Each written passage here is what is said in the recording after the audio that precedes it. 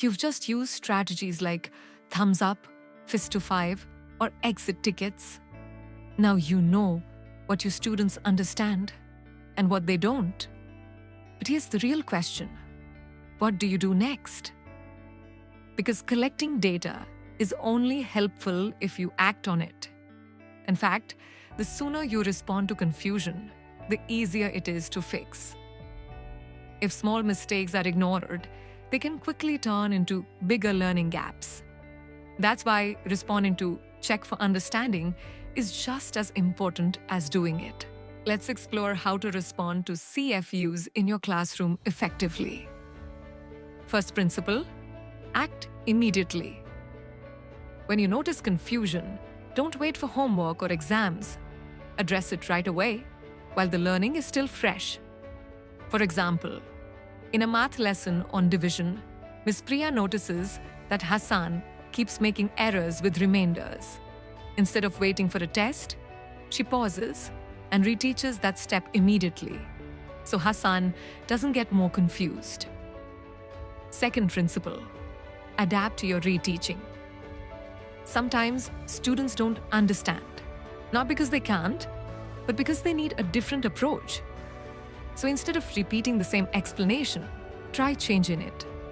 For example, Mr. Imran is teaching fractions. When Ananya struggles with 3/4 plus 1/2, he switches to a pizza diagram instead of numbers. Suddenly, it clicks. Principle 3, focus on exact gaps. Not all mistakes mean the whole concept is unclear. Sometimes, students are stuck on just one step. For example, Ms. Fatima notices that Arav only makes mistakes when converting mixed numbers. So she focuses only on that step before moving ahead. Now let's talk about how to give feedback to students, because how you respond matters just as much as what you respond to. Give feedback immediately. When students make mistakes, guide them in the moment.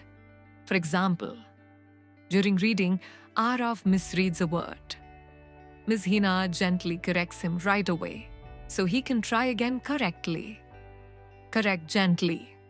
Feedback should support learning, not shut students down. For example, when Zoya gives the wrong answer, Mr. Samir says, "Can you check this part again?" Instead of saying, "That's wrong." Reinforce success. When students improve after support, acknowledge it. For example, after some help, Hassan solves the division problem correctly. Ms. Priya smiles and says, "Great job, now you've got it." Let's recap. Checking for understanding tells you where students are. Responding to that data helps you move them forward. Act immediately to address confusion. Adapt your teaching when needed. Focus on specific gaps. Give feedback that is timely, supportive, and encouraging. Remember, great teaching is not just about delivering content.